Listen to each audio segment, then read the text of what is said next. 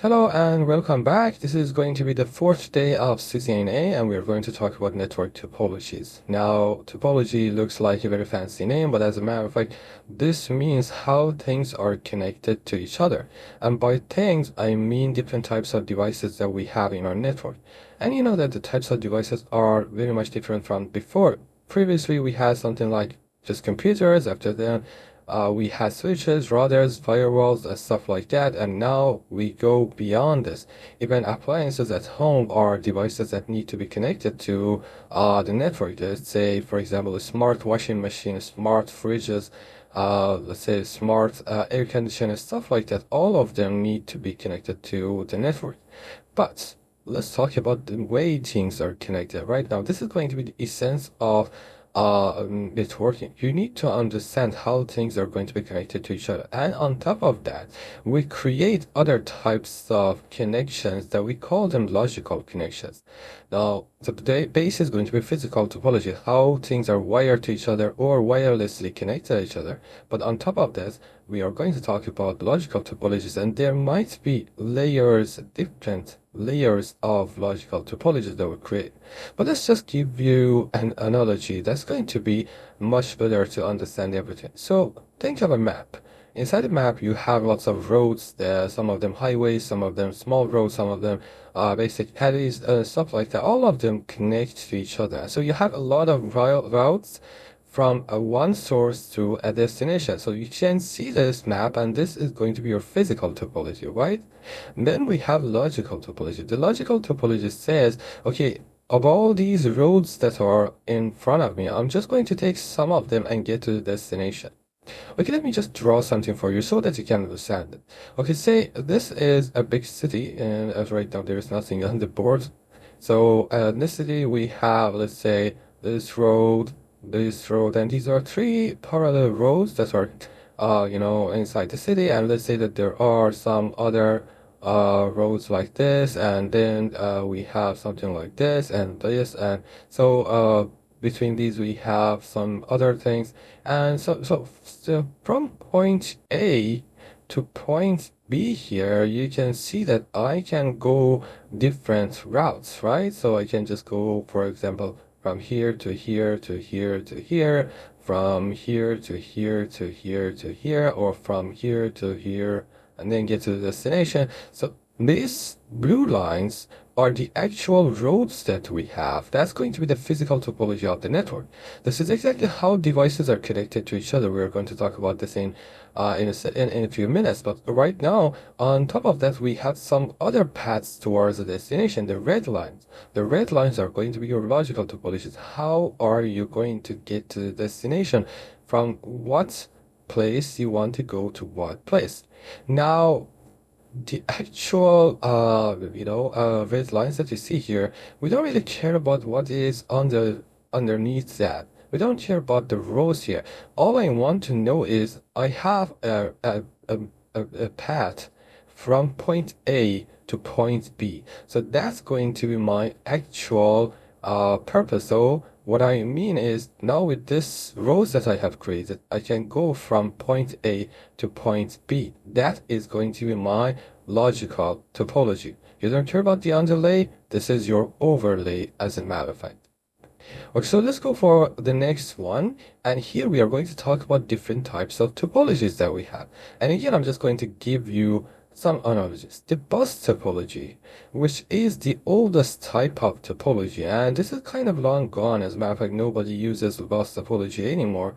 There are maybe very, very few use cases for this. Now, in bus topology, what we have is this. I have a long road across the city, and all the houses are connected to this road. That's it. So I have this, I have this, I have this. And let's say there are some terminators, of course, in the end of the table, but right now this is what we call it a bus topology. A bus topology has a lot of limitations. For example, I want to get into this street, another person is driving in here, so I'm just kind of colliding with that person, or I'm blocking that person. So the road is used only by one car. The other cars cannot enter the road until the first one just gets out of the rope. So that is not going to be efficient for us at all. So what we mean here is all devices share the same link. If in case, for example, you have connected multiple devices to this link is going to be very busy after some time. Everybody wants to put traffic on that, and that's going to cause a lot of problems. We are going to deep dive into that later, but right now, when I talk about collision, I'm just going to explain this completely. But right now, you know that that's going to be kind of a busy road, and nobody can talk unless this road is clean. So this means that we have very limited time to talk to others. So one thing that we have is fragility in this network. A lot of collisions are going to happen in this type of a network. So bus topology is long gone, and it didn't really last so long. The other type of topology that was created at that time, and we have some variations of that right now, that's called ring topology.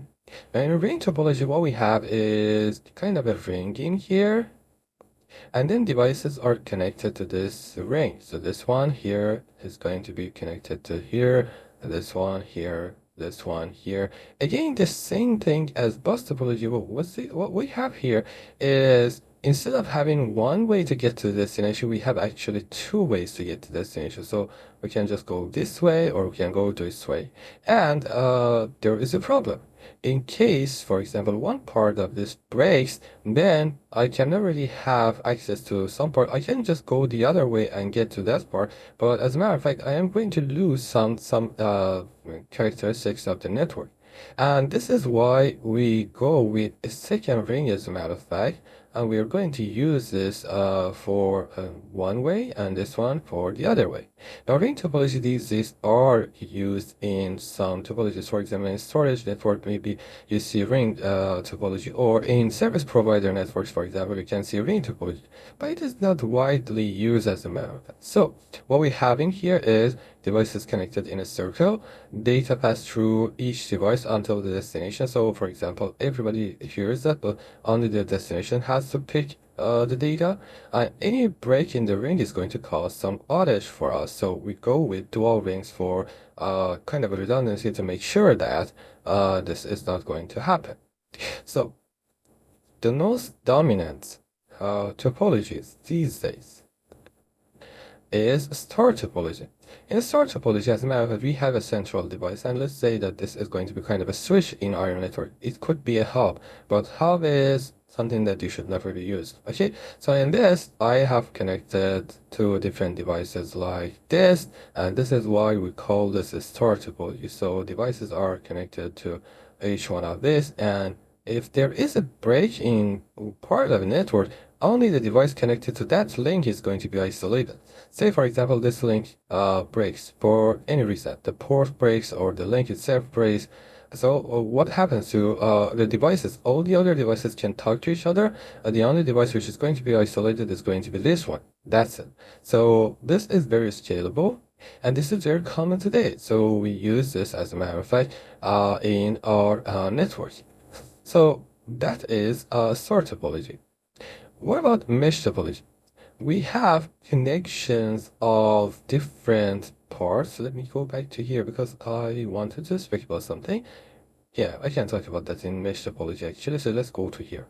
So in mesh topology, we have connections from everything to everything. So we have full mesh and we have partial mesh. So say I have 4 different devices, this one, this one, this one, and they are not so beautiful. As a matter of fact, they're kind of smashed one. If I want to connect them to each other, I have this kind of a connection. And if I want to make sure that all the devices are connected to each other, then this is going to happen here. So all the devices are connected to each other in this, and this is called full mesh. In a full mesh, every device is connected to every device. So this means that I cannot really create more connections from one device to another one. Okay, so what is good about this?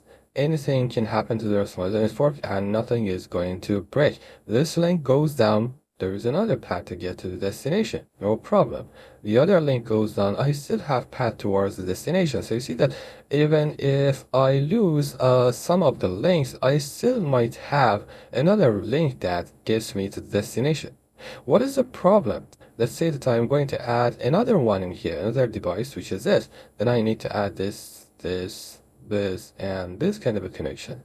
Let's say that this is going to be another one. So this is going to even have more connections. So after some time, it's not going to be possible to connect devices to each other. Now, that's going to be unmanageable at all. So what we do in this case is we say, okay, sometimes we don't really want to have full mesh.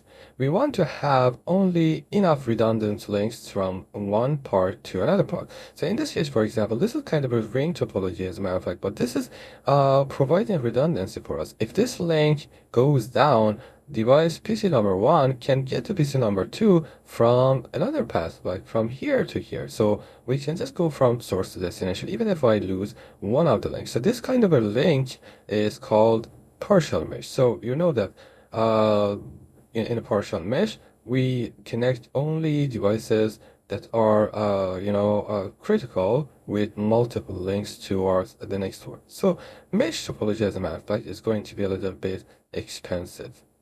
Okay, so let's go through what we learned so far. In a bus topology, what we have is a long line, devices are connected to this line along the road. If one part of this breaks, then we are going to have isolations. This part can talk to each other, this part can talk to each other, and the rest, of course, cannot talk to each other. And of course, this depends on the type of break that we have in here. Maybe the break in the cable is going to cause a lot of storms inside the network, so no device can talk to each other. So the other one is going to be ring topology. In ring topology, we have devices that are connected to a ring. And I told you that because of redundancy, we want to have another ring in here so that devices are going to be connected to this and make sure that if one of the rings go down, the other one is there. And this one, as a matter of fact, has some use cases these days. So this one is obsolete. This one is still there. Then we have star topology, which is the dominant one, the common one. So devices are connected to most likely a switch, as a matter of fact. And then if one of the links go down, the only device which is going to be affected is the device connected to that link. And finally, we have mesh. As a matter of fact, everything that I spoke about that is kind of a mesh topology. But in a mesh topology, as a matter of fact, what we talk about is connections from one device to another device, and all devices should be connected. If we want to have full mesh topology, and if we want to have partial topology, then not all devices are going to be connected to every other device. So in a partial topology, devices with more importance have to have more links in here. So you can see that this is kind of a partial topology in my network. Okay, so on top of this, what we have is going to be logical topology. A logical topology, like I said, is going to be built on top of a physical topology. This is not about cabling. This is not about creating the roads. This is just about the possibility of getting from one point to another point, and that is what we want to have in our network. So I create this kind of a topology. Say that this is going to be created with routers. So I have this, and I have this routers, and I have this kind of connections in my network. So I don't really care whether this is going to be full mesh or partial mesh. What is important for me is I have router 1, 2, 3, 4, 5, 6. What is important for me is there is a path whatsoever from router 1 to router 6. That is important for me. There is a path from router 2 to router 3. This is very important for me. I don't really care where this packet goes to get to the destination. As a matter of fact, this is going to be important, but for now, when we talk about logical topology, I don't really care where this goes to get to the destination. I know that from 2 to 3, there is a path, whether this goes from here, or from here, or from here. I have a path from router 2 to router 3. That is the logical topology that I can create on top of this, right? So this is just one layer, as a matter of fact. So we call this an overlay or a logical topology in our network. So logical path does not really match physical path, as you saw here. From 2 to 3, there is a possibility of there is reachability, but we can see that physically it goes through router 1 to 3, or goes to 4 to 3, or goes to 4 to 6 to 5 to 3. So you can see that different physical paths can take me to the destination. But what is important for me is I have a reachability to destination. Okay, now that I spoke about this, there is going to be another important concept that you need to know. That is going to be multiple tiers of topology.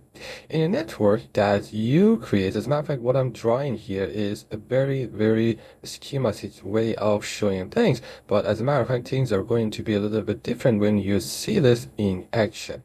But you can just bring it down to this schematic that I am just showing you. Okay, so we have different types of devices in our network. Let's talk about just switches and routers. Okay, so you know switches and you know routers. We have spoken about these. Switches are layer 2 devices mostly, of course, because we can have L2, L3 switches as well. Routers are layer 3 devices mostly, of course, because routers can understand layer 4 and some routers even have some embedded firewalls in themselves. But let's say that switches are layer 2 and routers are layer 3 only for the purpose of education. So in a three-tier topology, what we have is some series of switches that you see mostly mounted on the walls inside your, let's say, office or on the corridors, and you can see that they are inside some, let's say, small racks, actually, or casings. So you can have multiple of these, and the most things that you see, as a matter of fact, and inside the network, this is going to be these access switches. So these access switches, let's say this is going to be A1, this is A2, this is A3. They are connected to different devices. And for example, they are connected to your laptop, they are connected to your PC, desktop PC, they are connected to printers and stuff like that. All of them are connected to these access switches. So this is going to be the first tier in your network. There is no number for that. We just call this access tier or access layer. So because they are connected to devices that you access to them. Okay, now on top of that, you need to just kind of aggregate the traffic that is created by different devices in these networks to a second tier. A second tier, let me just draw this with red, as a matter of fact. Mostly it consists of, let's say, a fewer number of devices, mostly two, as a matter of fact. So we call this distribution or aggregation layer, most likely distribution in your enterprise network. So that's going to be distribution 1, that's going to be distribution 2. You might not really see these switches inside your corridors. That's going to be inside a specific room in a building or maybe in a floor of a building. So every access switch is connected to these devices like this. So that's going to be the connection types of devices that we have in our network. So that's going to be the second tier. I just call this the distribution or maybe aggregation layer if you are in data center. Now, most of the traffic, of course, is going to flow through this, and maybe distribution switches are connected to each other as well. Most likely, access switches are not going to be connected to each other. So, the traffic mostly is going to flow in this environment, but some traffic needs to go out of the network, or sometimes we want to have multiple aggregation units. So say that all of this that I have drawn here is called an aggregation unit. For each floor, you might see some of this if the floors are big, of course. If the floors are small, maybe for each building, you're going to have one of these. And maybe you have multiple buildings inside your campus. So what we are going to do is to create multiple of them inside your network. So they need to connect to each other, and you're going to have something that we call it a core layer. So if your network is small, that's going to be your network. That's it. And distribution and core are going to be just one. This is called a collapsed core in a topology. But most likely you're going to see another high-speed devices here, most likely routers, of course, and distribution switches are going to be connected to this in this fashion. And maybe core switches or core routers are going to be connected to each other. So that's going to be core 1, that's going to be core 2, and most of the services are going to be connected to cores. So let's say, for example, you want to have internet connection, that's going to give you the possibility to connect to the internet. You want to get to other parts of the network, other aggregation units, they are going to be connected to core. You want to get to a data center, that's going to be connected to your core. So everything is going to be connected to your core. this is a very simplified explanation of the three tier. There is going to be a lot more to talk about this, but what we have here is, because we want to have this kind of a topology, that's going to give us a lot of scalability. And also, this is very cost effective. In case, for example, you want to have a small office, these two are going to be enough. In case you have multiple buildings, then you're going to have multiple of these in each one of these buildings. And this is going to be centralized for all of them. That's going to be used as a junction for every part of the network. And also, all the services are going to be provided for you by this. So this is what we have. So in a 2-tier and 3-tier, as I spoke, we have different types of connectivity. So I spoke about 2-tier, so we are not going to be in here, but let's just go for the next one. There is another type of topology, which most likely you're going to see this in a data center actually, rather than an enterprise network. But it bears speaking about that. So let's just talk about this. In a spinal leaf topology, we want to have 2 layers of devices. Some of them are going to be access devices, and the number of them might be much more than the second tier, and they are going to be connected to access devices or end hosts, as we call them. And the number of ports are going to be important for us. In case we don't have enough ports, then we have to add another device, and then they are going to populate the ports. We want more ports again, yet another one. So you can see that I can just increase the number of these switches as many as I wish. In a 2-tier or 3-tier topology, as I spoke about that, this is not going to be very much possible. Now, what about the second tier? The second tier, we have this is going to be the access tier actually, or we call them leaf tier actually. So there is going to be less number of switches up there, maybe for example 3 in this case, and we just call them spine tier because it's going to be the backbone of the network. And what we have here is connections from each one of these switches to each one of these switches. So I'm not going to draw everyone, but you should know that every switch in here, in leaf tier, has to connect to every spine up there, and every spine has to connect to every leaf. So I'm just drawing this amount of links, but you should know that every device is connected in this fashion to every device up there. Leaves do not connect to each other. The spines do not connect to each other. So in this kind of a topology, if you need more ports, you're going to add another leaf to your network. If you see here, you can see that multiple links are connected to spines there. This means that I have multiple links together. The bandwidth is going to increase, and in case I need more bandwidth, then I need to add another spine up there. This is used in modern data centers, and newer type of management of the data center uses this kind of a topology to have the scalability and redundancy, and also a lot of other features that we want to have.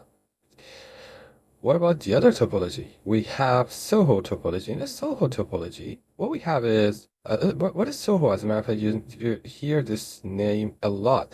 That is short for small office, home office. This means that very small kind of network. Maybe, for example, you're going to have just a few, let's say, computers, a few printers, maybe some other devices connected to them, and then there's going to be a router in the end, which is going to connect to the network. And most likely, this router is going to have some other devices integrated in that, like firewall, for example, or you want to have, for example, some Wi-Fi capabilities, stuff like that. All of them are going to be embedded in one device, or just a couple devices that you need to have in your network, other than cabling or connection using Wi-Fi. This is, as a matter of fact, not a specific type of a topology. We have a name for this just because we just can have this kind of connections to each other. This is simple, this is affordable, and you can see this almost everywhere. Also, if you speak about cloud topology, what is a cloud topology? A cloud topology is a physical topology. Is not important for you. Logical design, of course, is going to be more important for you. You do not really see any kind of devices in cloud. What you see is services that are provided for you. Okay, so what I want to do is this. I want some storage on the cloud. I just get to the cloud and see a folder there that I can put my device stuff in there, and I can create more folders inside that. I don't really care where this folder resides, on what server, or maybe this is hosted on multiple servers. Maybe this is going to be in the next city or maybe around the world. I don't really care about this. What I care about this is a service which is provided for me, and everything behind this service is abstracted. I don't really see that. I don't really care about that. What is important for me is I can have reachability to this and everything is provided for me. Now, this is very much similar to renting an apartment. You don't really care about how the apartment is managed, how the services are provided for you. The only thing that you want to have is a space with some basic amenities that you want to use it. So that is what cloud topology is going to create for you. Okay, let's have a recap. We have modern topologies, and the most important ones are going to be two-tier, like I said, in a small network, like one building only. Three-tier, which is going to be in larger enterprises, let's say, for example, in a campus, multiple buildings, or very large networks. We have spine and leaves, and I spoke about that. We have these in data center.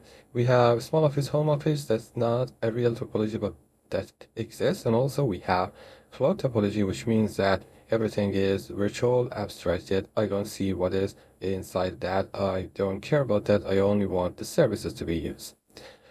Okay, so I spoke about different things in this video. I hope it has been informative for you, and thank you for watching.